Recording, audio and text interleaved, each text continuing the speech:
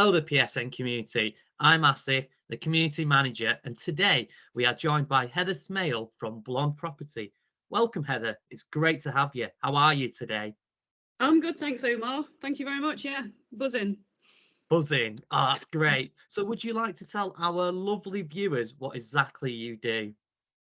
Yes, so I currently run 5 businesses, all related to property. I've got a large portfolio myself, which is just tipped over 40 properties, which range from single buy-to-let, multi-unit freehold, some commercial conversions in there as well. And I currently run Smail Group, Heather Smail Property Group, Blonde Property Limited, Empowered Property People, Empowered Property Lifestyle, get that one right, and also Heather Smail Mentoring. So I work as on my own portfolio. I also operate a turnkey sourcing business for property investors.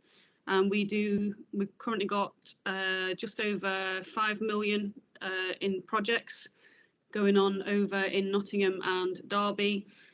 These are for clients, so turnkey solutions for them, big HMO builds, multi-units and various single buy-to-lets. I've got clients all over the world.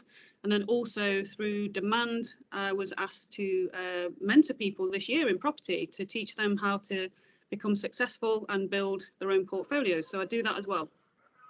Very, very impressive. But how did you get into it all?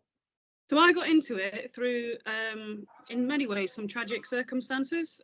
So when I was growing up, my father became very ill when I was age 4, and then he died when I was age 17. He was ill throughout that period.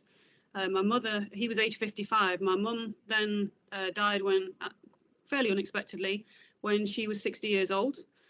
I was 23 at that point, and then out of the blue, which really set me back, all of these things set me back, but when I was age 29, my husband passed away suddenly from a brain tumour, and I was also pregnant with our daughter. So I became a single mum, and I didn't inherit anything. When my father became ill, we were fairly well off, actually, but then at age 11, I was moved to a council estate. We lost absolutely everything. And I pretty much grew up from that point in poverty. I watched my parents really struggle. And then it was just kind of like blow after blow after blow. So I'm 45 years old now, and I only just recently had the happiest year of my life, which was last year, 2022. And happy year. And I became a single mum when my husband died, and again, didn't inherit anything. We were young. I was 29 years old. We had insurance that paid off our 50k mortgage, and I ended up selling my family home in order to generate some more income, basically, and live off the savings.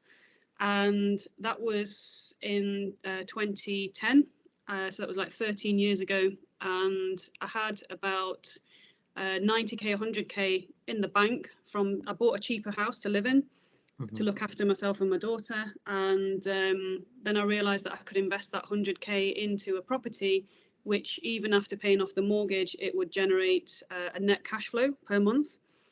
So I did that, and that actually turned out to be an all money out deal, which I did not have a clue what that was at the time. So I bought a property for £79,000. The rent was £650. This is 13 years ago. It's still got the original tenant in there. And when it got refinanced, I suddenly realised I could remortgage it, and it was valued at 120,000. So then the lender gave me £90,000 back. And at the time, I was working as a buyer. I've worked in marketing as well. I was quite astute with figures, but I did not know what was going on. So because I got back more money than I'd actually paid for the property, and that's when the magic began. And since that point, I have built up what is becoming now, well, I've got 5 businesses and work for clients, and it's growing at speed at the minute. So I absolutely love being my own boss. I gave up my day job 6 years ago, nearly 7 years ago now, and went full-time into property, and then it's just gone from success to success. Amazing. Wow, that is some incredible story. And you've obviously shown a lot of strength to come through that. And that's an absolute testament to you as well. So thank you for really sharing that. I'm sure a lot of people will find that inspiring as well. Thank you very much, Omar. Yeah, it's been hard. I mean, when my husband died, I was at the lowest point I've ever been in my life. I actually didn't want to be in this world anymore. That's the honest truth. It was Yeah. real touch and go. And it's taken me like over a decade of just consistency and working on my own mindset.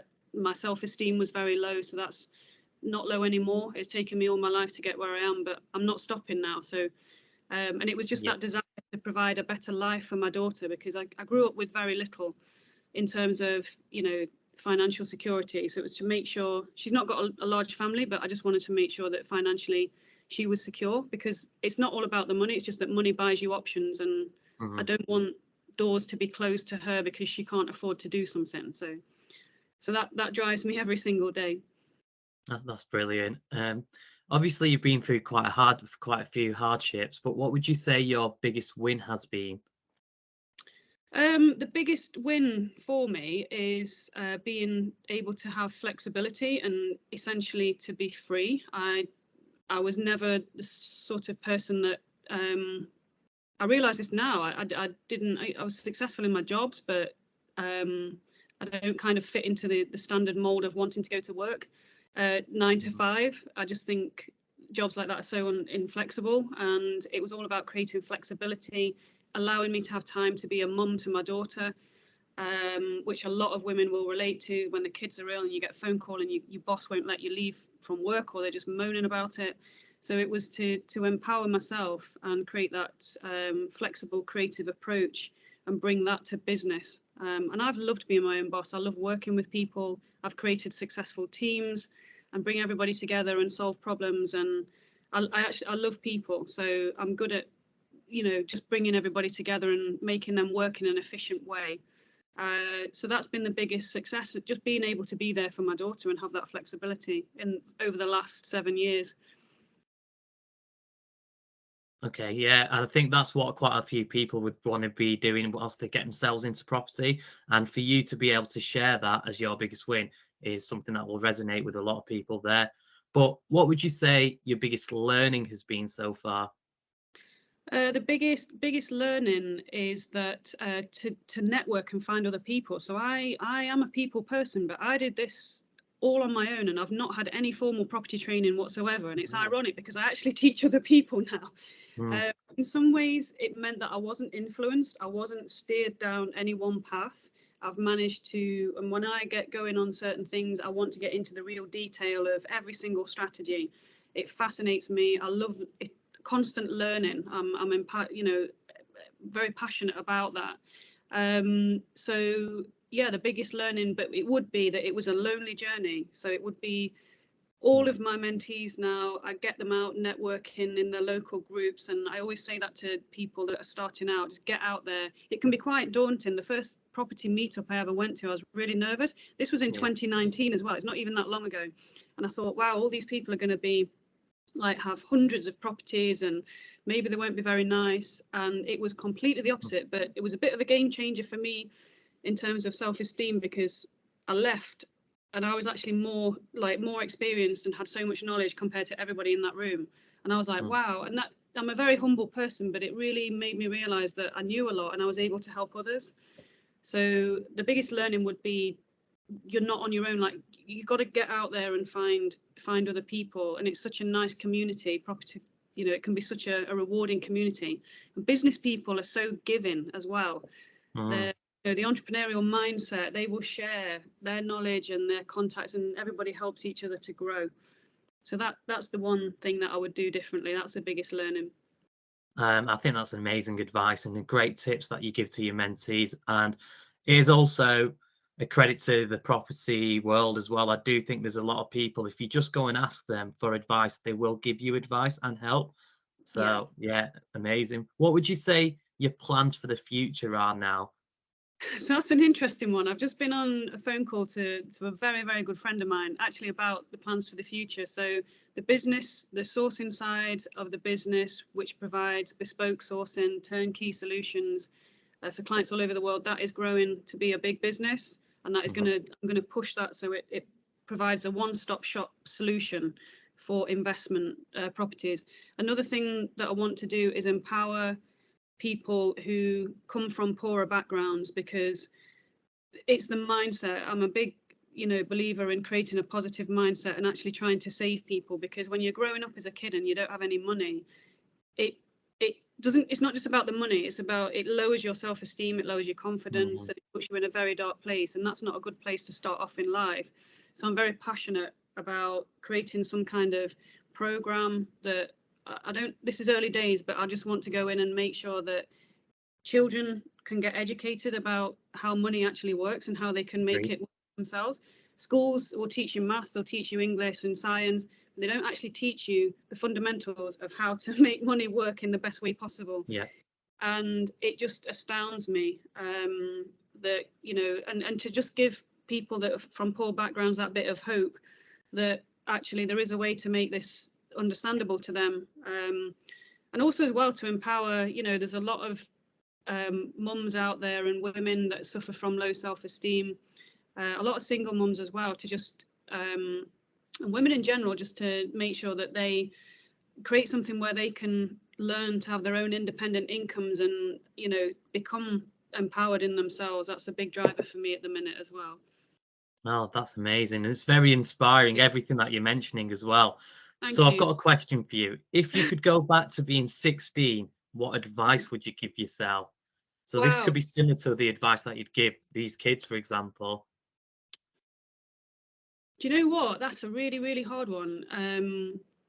Because there was a lot going on. I mean, like, my dad was very ill. He died at 17. So when I look back to my teenage years, I don't even know how it was. I was just firefighting all the time. But if I could give one piece of advice, it would be to actually just have faith that the small habits, there's a book as well, Atomic Habits, there's several books, but Atomic Habits is the main one. It's the consistency, it's the discipline. Even when you feel that your efforts are not achieving anything, it's the small consistent movements that's what makes people successful. And I would just say to myself, do you know what, keep doing that and it's going to be okay. And it's literally taken me till last year when I turned 45. So that's almost 30 years later. When you're talking to a 16-year-old, it's taken me that long to realize that was key to everything I was doing. The consistent mindset, even when you're feeling absolutely the lowest you possibly can, to just keep taking one step forward, small steps, because that's what wins the day.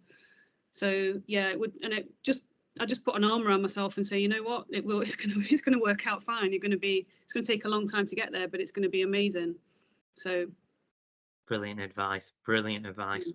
Right, what we'd like to do with all our featured guest Friday members is get to know them a little bit better behind the property.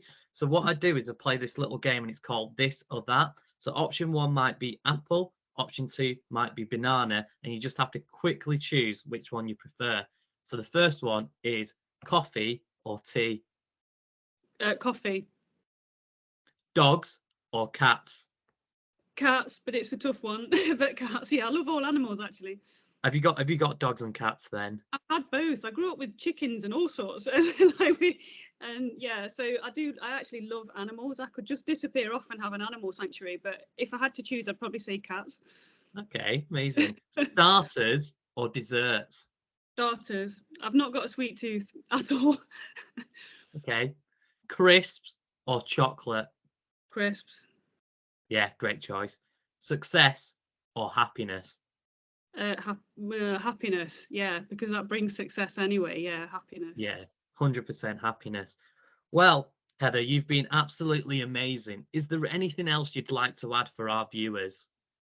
No, just yeah, I think it's just been a lovely conversation to have with you, Omar. Pretty much out the blue, and I would just say to people that mindset comes first. Yeah. So don't focus on the money, because if you focus on the mindset and keep your integrity, and always treat others with that integrity and sincerity with every action that you do, that will build really successful relationships, and then you will become financially successful anyway. That's the key. A lot of people chase the money, they don't work on the the background to it. And for me, it's all about relationships, it's all about efficiency, and then you get to a point where the compounding effect really kicks in, and then the financial success starts to come anyway. So. No, brilliant advice. And I think this Feature Friday has been full of amazing advice as well. So, PSN community, I hope you've enjoyed this episode of Feature Friday. For now, keep being amazing, and we'll see you very soon. Thanks, guys.